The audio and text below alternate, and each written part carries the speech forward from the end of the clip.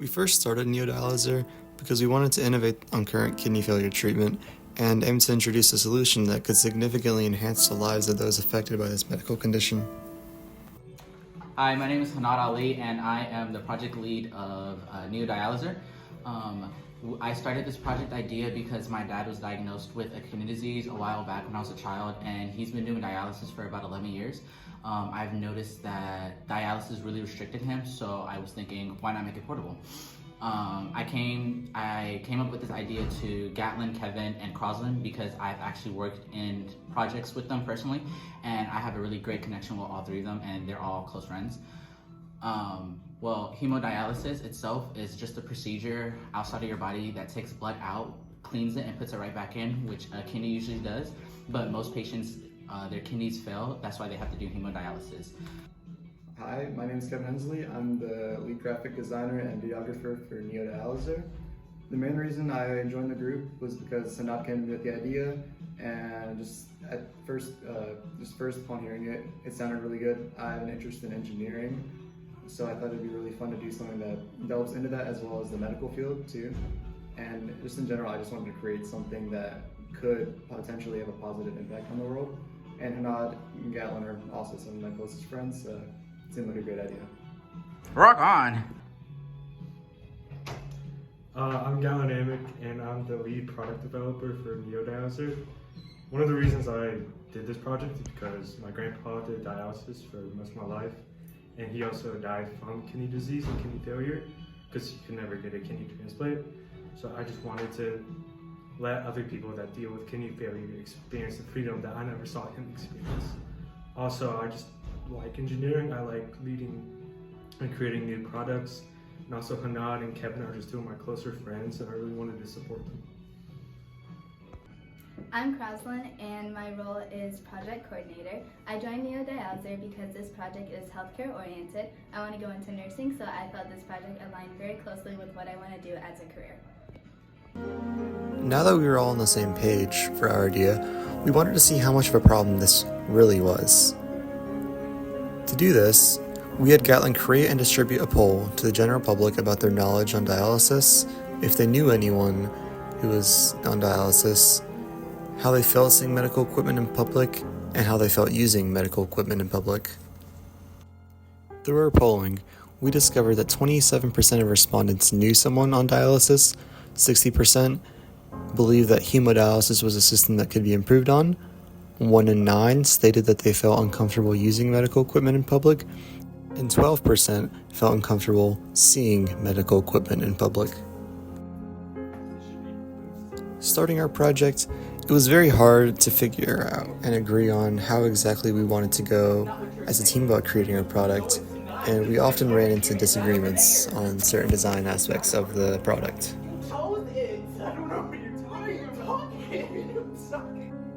But finally, after much trial and error, we finally decided on a rough idea of what we wanted our design to somewhat resemble.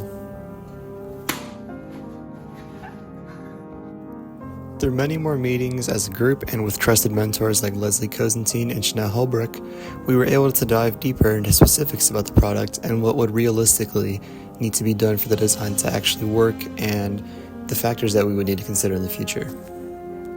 However, this new perspective didn't set us back exactly. It just gave us a more in-depth understanding of all the work we needed to do to redesign our product. At last, through many different designs and iterations, we approached the final design, and we had the materials to start building a prototype.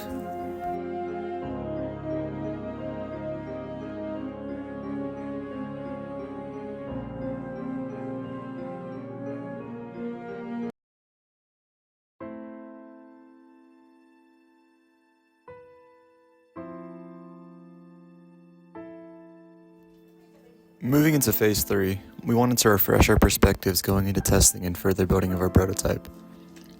To do this, we spent time looking for books that would further our understanding on topics we weren't fully knowledgeable on, such as fluid mechanics or medical testing procedures.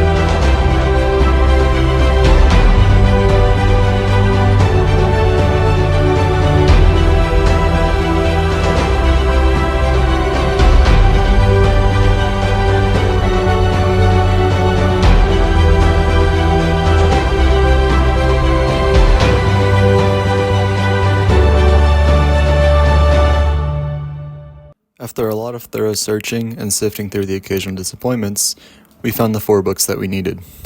Hanad read the Handbook of Human Factors in Ergonomics in Healthcare and Patient Safety, Gatlin read the Basics on Fluid Mechanics, Croslin read the Handbook of Hemodialysis, and I read the Biomechanics of Medical Devices. Using our new insight from our books, we figured out what else we need to buy to improve on our current design. Gee willikers, what a list. Hopefully us in the game can procure all these items in a timely manner. Right, Hanad? You can say that twice, G-Dog. Well, in the end, us and the gang were able to get everything we needed to put together a new design and test it out, still utilizing the water pump system we envisioned in Phase 2.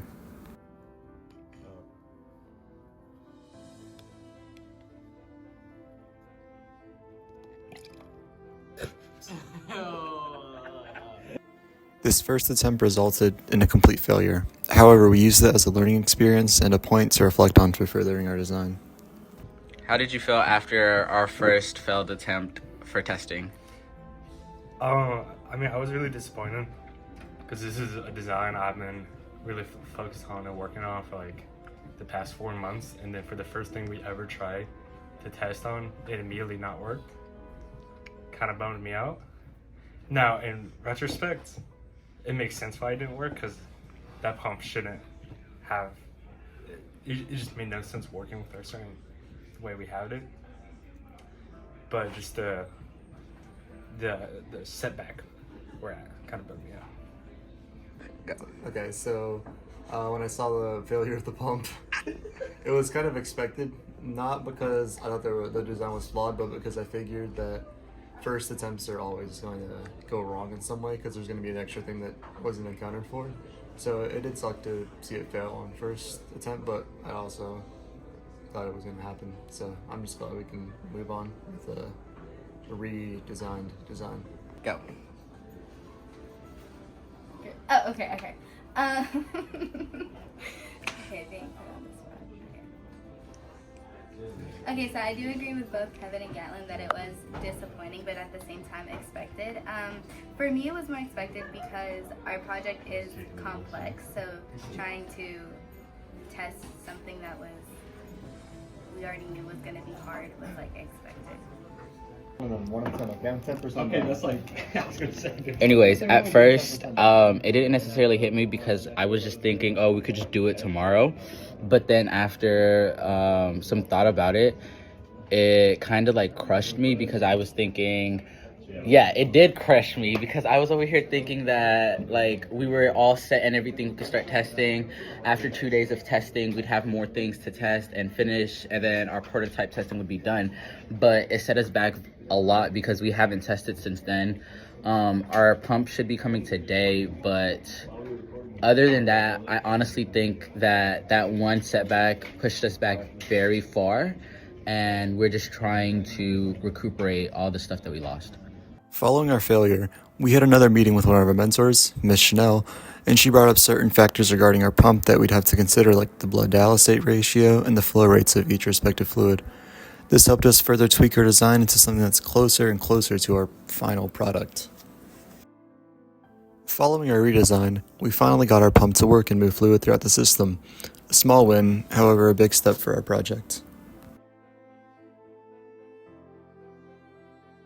The moment, however, is the end of the progress we've made in Phase 3, as we needed to prepare for our third presentation of the year. This doesn't mean, though, that our project is over with, as we're now entering the final stage. Moving towards In-House Expo, we had one major thing we wanted to focus on, our display. We had to visit the makerspace often to meet this deadline, but eventually we did it. The display seen on video here showcases what we would like to have inside the bag with our 2-filter system and our pumps. After in-house, I felt very stressful because our model technically started leaking and broke. So I'm gonna have to like fix that all up, and I'm expecting Expo to go a little bit more smoothly since we're gonna have enough time to prepare for it. In-house honestly wasn't that bad, but it did kind of suck because halfway through our model started leaking and that made things a little difficult. But it was pretty low stress because it was just like students walking around for the most part and a couple administrators. I expect actual expo to be a little more stressful just because there's like the pressure from the judges, but I don't think it'll be that bad. I think by the end of it we'll be used to it. So how I felt about in-house was I thought overall it went well, but I would have liked to practice my lines a little bit more because I did end up kind of forgetting what I was going to say at one point. So to go into expo, I expect myself to be more prepared and very I mean, in-house is pretty good, but I felt like one thing we could have worked on is just talking louder and in more unison. But I really think expo is going to be pretty similar to my cardboard work, and in the same way that like it's going to be people going around and talking to new people and saying to people, yeah.